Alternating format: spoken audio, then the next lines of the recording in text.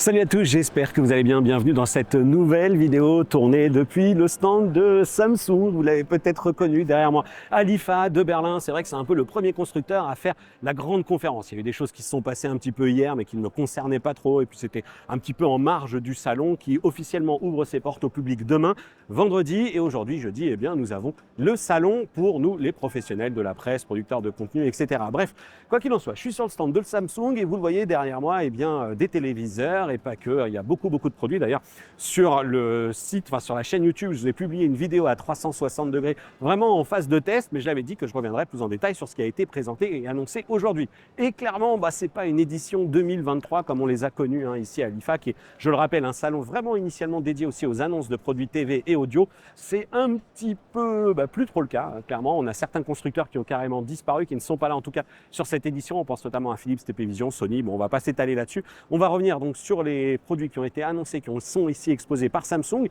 Et pour cela, eh bien, on va rejoindre Florent Greff, qui est le directeur marketing de Samsung France. Vous allez voir, il y a quelques petites choses et puis on fera un petit bilan ensuite à la fin. Salut Florent. Salut David. Nouvelle édition de ce salon IFA avec quand même quelques petites nouveautés. Aujourd'hui, déjà pour resituer un petit peu ce qu'on présente aujourd'hui à l'IFA, donc on a eu beaucoup de messages sur la partie SmartThings, sur le fait d'avoir un environnement connecté au sein de ta maison, y compris dans l'univers télé, on pourra y revenir un petit peu plus tard dessus. On a aussi un gros sujet sur la partie durabilité. On traitait déjà sur la partie télé, mais sur lequel on a ouvert sur l'ensemble des produits Samsung. Et ensuite, si on vient plus spécifiquement sur la télé, on a un premier objectif qui est d'être sur l'ensemble des technologies du marché. C'est ce qu'on a déjà commencé à faire avec le fait d'être sur du QLED, du Neo QLED, du Neo QLED 8K. L'an dernier, on est arrivé sur l'OLED. Et ensuite, on a un deuxième angle sur lequel on travaille particulièrement côté télé, c'est sur le fait d'avoir sur des grandes tailles. Aujourd'hui, on s'aperçoit que les consommateurs souhaitent de plus en plus de grandes tailles. Et donc, du coup, on a vu une évolution sur les dernières années où la taille moyenne, c'était du 35 pouces, 36 pouces, quand aujourd'hui, c'est du 50 pouces. Donc, il y a une demande très forte des consommateurs pour aller sur de la grande taille. C'est ce qu'on développe aujourd'hui chez Samsung. Très bien. Donc, ce qui nous emmène assez naturellement, merci pour ce récap aussi, à celui qui est à côté de toi, qui n'est pas le plus grand d'entre tous, mais c'est celui qui me pousse un peu à te questionner. Un OLED qui est alors ici exposé en 77 et en 83 sous une référence bien spécifique uniquement. Alors aujourd'hui, c'est une référence qu'on monte sur le salon aujourd'hui. C'est pas nécessairement une référence qu'on va sortir sur le marché français. Ouais. En tout cas, effectivement, ça contribue à notre travail d'aller sur des grandes tailles, sur l'ensemble des technologies du marché. Ok, donc c'est un S90C et pas un S95C.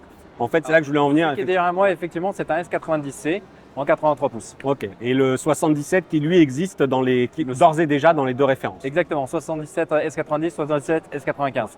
Comment se porte l'OLED du coup chez Samsung? Ça va bien? C'est dans vos attentes? C'est vrai. Je sais que c'est toujours un sujet un peu sensible. C'est toujours un sujet sensible et d'une manière générale chez Samsung ça va bien et c'est vrai que l'OLED se porte bien. En plus, déjà l'an dernier, on avait une très belle performance avec le S95B qui venait d'arriver sur le marché, qui était nouveau. Ouais. Et cette année, c'est vrai qu'on a introduit deux références au lieu d'une. Et on a également introduit des 77 pouces que nous n'avions pas l'an dernier puisqu'on était qu'en 55 et 65. Donc d'une manière générale, le business marche très bien pour nous. On est très contents. Et au-delà du business, c'est surtout les consommateurs et même la presse et dont tu fais partie. On a effectivement un feedback très positif sur nos produits, de la presse comme des consommateurs. Donc nous sommes ravis.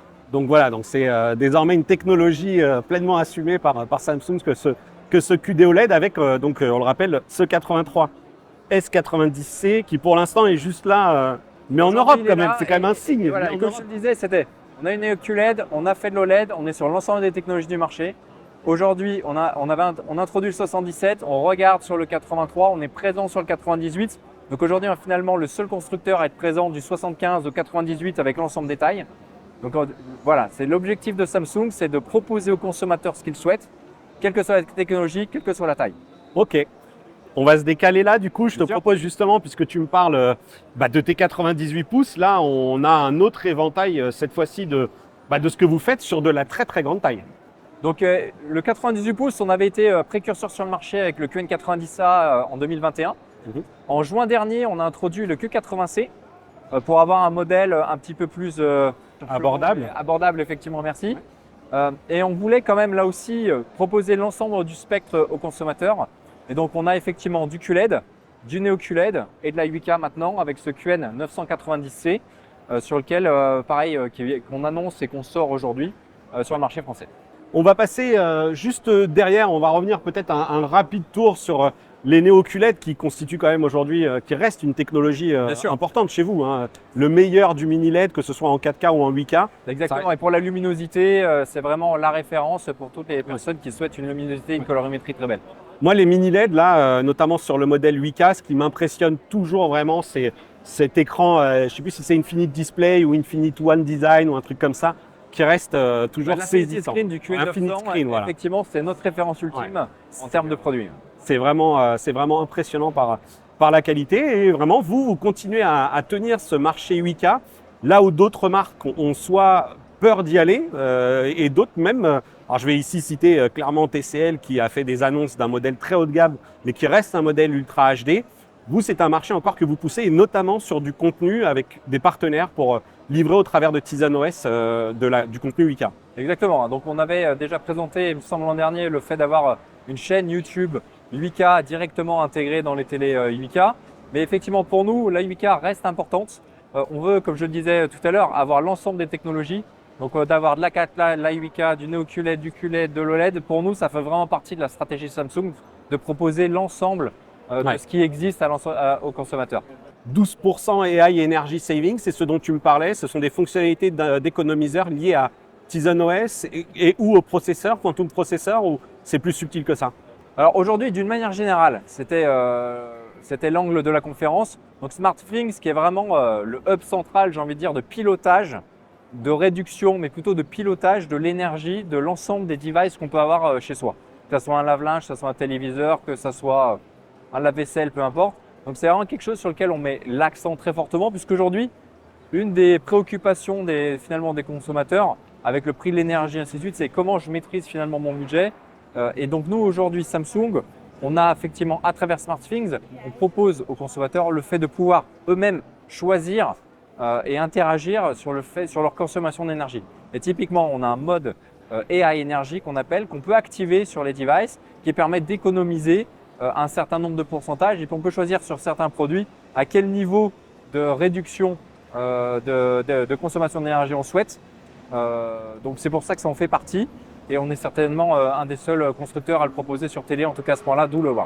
Ok, bon, c'est pas négligeable parce que c'est vrai que mine de rien, à force de se prendre des hausses de 10% tous les 6 mois, le poste consommation TV, évidemment, peut être un poste justement important. Écoute, je te propose de glisser vers l'espace un petit peu plus lifestyle avec certains des produits qu'on connaît, mais bon, qui de la même manière évoluent gentiment un peu cette année. Alors The Frame, clairement, là, on est sur des produits 2023 qui ont là évolué sur l'aspect traitement de la dalle, mais je pense que c'est on a l'écran mat, qui était une vraie différenciation aujourd'hui, qui rend vraiment ce côté art que personne d'autre n'a. Et en tout cas qui a été plébiscité puisqu'il marche vraiment très fortement. La nouveauté qu'on introduit effectivement sur l'IFA, je t'en prie, je te laisse. Je te fais l'introduction. C'est on sort une série spéciale avec Disney à l'occasion des 100 ans de Disney, sur lequel, comme tu peux le voir ici, donc on va avoir une série à la fois sur le cadre qui va être marqué Disney. Une sérigraphiée métal. On a une télécommande à l'effigie de Mickey. Donc aussi assez importante en termes de symboles. Et on a surtout une centaine d'artworks exclusifs de l'ensemble des studios de Disney, que tu vois ci-dessous, donc Pixar, Marvel, Star Wars, qui va permettre aux fans de Disney de pouvoir avoir des artworks vraiment uniques, exclusifs pour eux, qui ne seront disponibles nulle part ailleurs. Et ça, il m'a été dit déjà dans le coin que ça a plutôt déjà beaucoup intéressé les gens qui ont été au courant de cette édition spéciale. Et malheureusement, il y a peu de chances que ceux qui nous regardent puissent l'acheter parce qu'il y a peu d'unités de ce modèle. Alors on en a fait effectivement une version assez exclusive. Donc c'est sur le modèle, c'est sur la taille 65 pouces de frame, vendu uniquement sur le site samsung.com. Et on a effectivement 100 exemplaires à la vente. Sur ce produit-là. En tout cas, au moment où on se parle, il y a 100 exemplaires qui ont été produits et peut-être ou déjà vendus ou non. Mais effectivement, un modèle Disney avec ce cadre et cette finition bien spécifique et les touches qui effectivement ressemblent un petit peu aux oreilles de Mickey. Et même en termes, on parlait de packaging qu'on a rendu aussi plus éco-durable.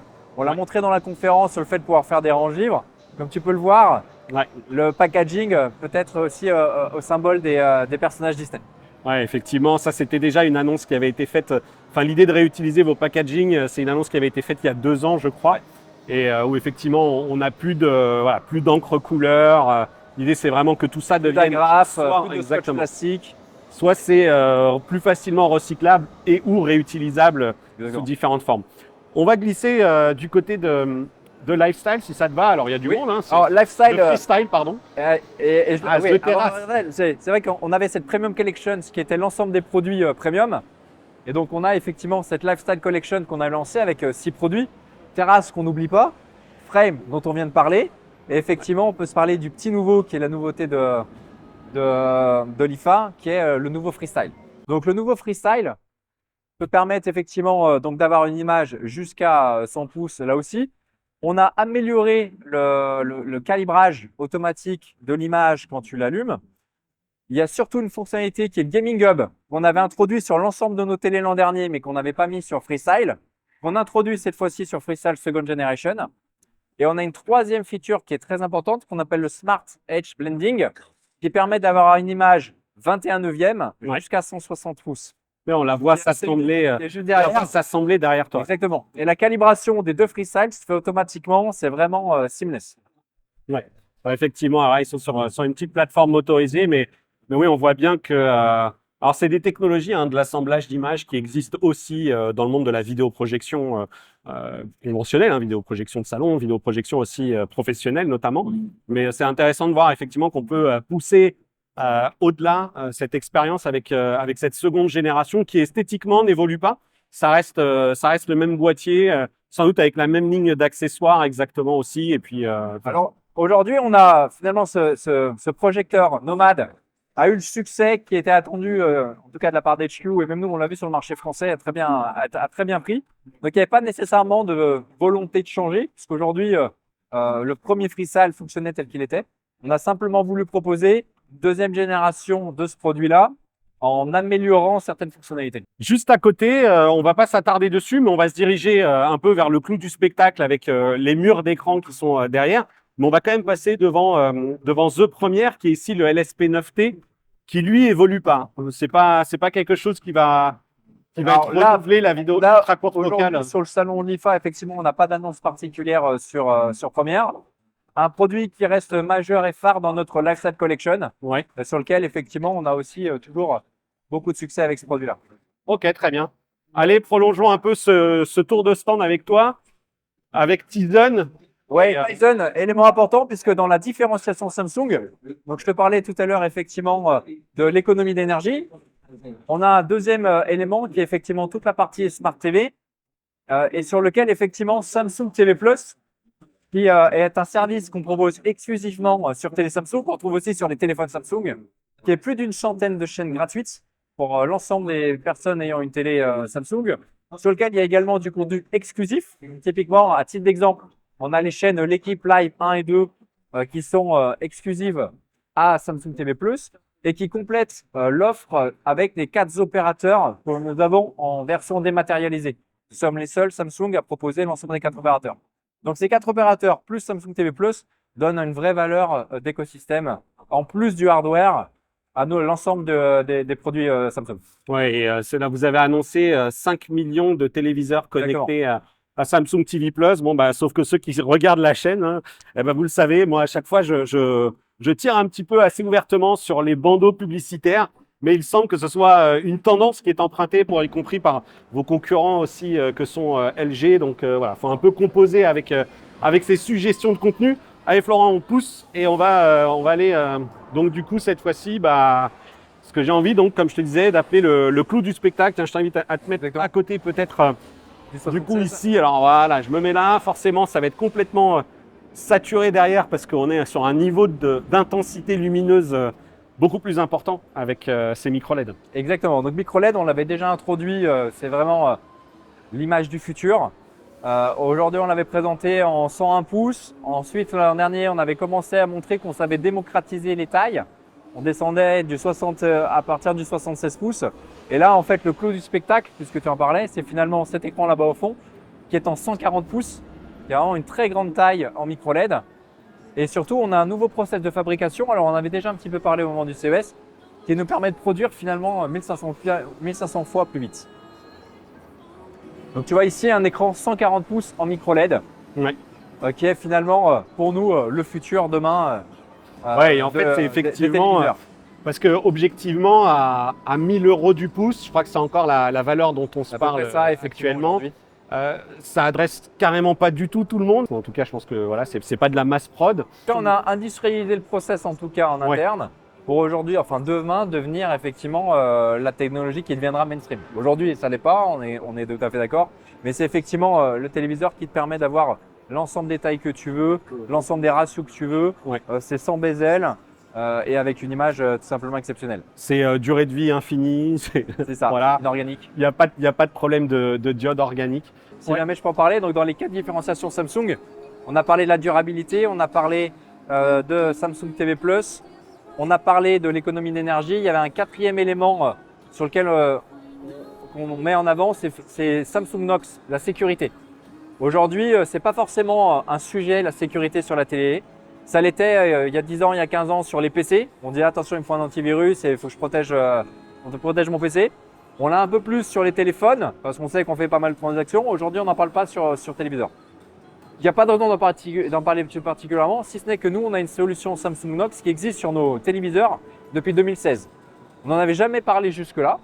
Mais par contre, aujourd'hui, effectivement, on l'explique aux consommateurs que nous avons ça qui permet de protéger l'intégralité du système, l'intégrité du système Tizen et qui permet aussi de sécuriser toutes les transactions boursières parce qu'à l'image d'un téléphone, on a sa carte bleue pour acheter un film sur Prime Video ou son abonnement Netflix. Ouais, on a de plus en plus de données. En tout cas, sur la sécurité, par rapport en tout cas à d'autres constructeurs, on a un accent très fort sur la sécurité pour assurer l'intégrité des données de personnes et à la fin qu'elles soient bien rassurées sur le fait qu'aucun risque sur le téléviseur Samsung. Ok, très bien. Bah écoute, merci beaucoup Florent pour toutes ces explications. Merci David. À bientôt. Bon, eh bien voilà. J'ai envie de dire, ça fonctionne. Allez, c'est aux côtés, donc, dans ce petit espace aménagé aux côtés de ce freestyle de 2e génération que se termine ce tour de stand Samsung. Et justement, eh bien, je vais pouvoir vous parler de son prix puisque je l'ai récupéré entre temps au moment où on a tourné. Puis de toute façon, vous l'avez vu s'afficher dans la vidéo. Il est à 999 € dans cette seconde génération qui intègre désormais, eh bien, effectivement, le Gaming Hub, ce qui va vous permettre de jouer en situation de mobilité. Bon, il y en a évidemment de la connexion Internet si vous le souhaitez. Et surtout, il y avait un autre tarif que vous avez dû voir s'afficher, c'est effectivement ce The Frame édition Disney qui est lui à 2199. Voilà, je vous l'avais dit, 2199 € évidemment. C'est une version 65 pouces, on le rappelle. Voilà, donc je vous l'avais dit, c'est pas une grande cuvée IFA 2023 pour Samsung, c'est de l'évolution assez logique. Je vous ai aussi évoqué effectivement ce fameux Gaming Hub, notamment dans la vidéo à 360 degrés que j'ai partagé sur la chaîne. En fait, je vais y revenir dans une autre vidéo qui sera tournée un petit peu plus tard parce que déjà ici, eh bien, je n'ai pas de porte-parole français pour me parler directement des produits, etc. Et puis c'est surtout en fait que les équipes m'ont dit que clairement ils allaient organiser un événement à Paris et donc du coup j'aurai plus largement le temps de manipuler les produits, les recevoir aussi sans doute aussi à la maison et puis vous en parler un petit peu plus dans le détail dans un cadre peut-être un peu plus calme aussi que cette IFA de Berlin et là vraiment je pourrais tout vous raconter. Voilà, c'était pour ce tour de stand Samsung, les présentations avec évidemment toujours une partie importante pour les objets connectés, les smartwatches avec ici la Watch 6 qui est exposée dans sa version classique et dans sa version Watch 6 tout court. Il y a évidemment aussi le Flip 5 qui est grandement mis en avant, l'aspect créativité, l'état Tab S9, etc. Bref, Samsung néanmoins, si ce n'est pas une très très grande année, de toute façon ça ne va pas être le seul constructeur, je vous l'ai dit, certains même se sont retirés ici de l'IFA, eh bien a quand même l'un des halls les plus imposants et ils occupent ici tout le CityCube avec vraiment une grande variété de produits avec encore une fois beaucoup de tendances aussi qui sont dessinées, notamment encore une fois avec ces téléviseurs en 98 pouces qui semblent être une tendance et des petites choses moi qui me manquent, j'aurais bien aimé, notamment vous l'aurez compris que The Freestyle, non pas The Freestyle mais The Premiere évolue, ce fameux vidéoprojecteur à simple ou triple laser, donc pas de nouveauté non plus là-dessus. Voilà. N'hésitez pas à rester connecté à la chaîne, évidemment vous avez les réseaux sociaux qui s'affichent pour continuer à me suivre, le lien dans la description qui vous mènera vers notre groupe de discussion Discord où je partage notamment quelques vidéos aussi des coulisses et puis cette vidéo de vlog que vous retrouverez aussi dans la description. Petit tour encore une fois du stand Samsung mais vécu un petit peu plus à 360. C'est un pur test, donc soyez indulgents là-dessus, sachant qu'il y a des difficultés techniques sur la captation du son et aussi évidemment sur le partage ensuite avec la connexion internet qui n'est pas dingue. Voilà. Je vous dis à bientôt pour une prochaine vidéo et d'ici là, portez-vous bien, ciao.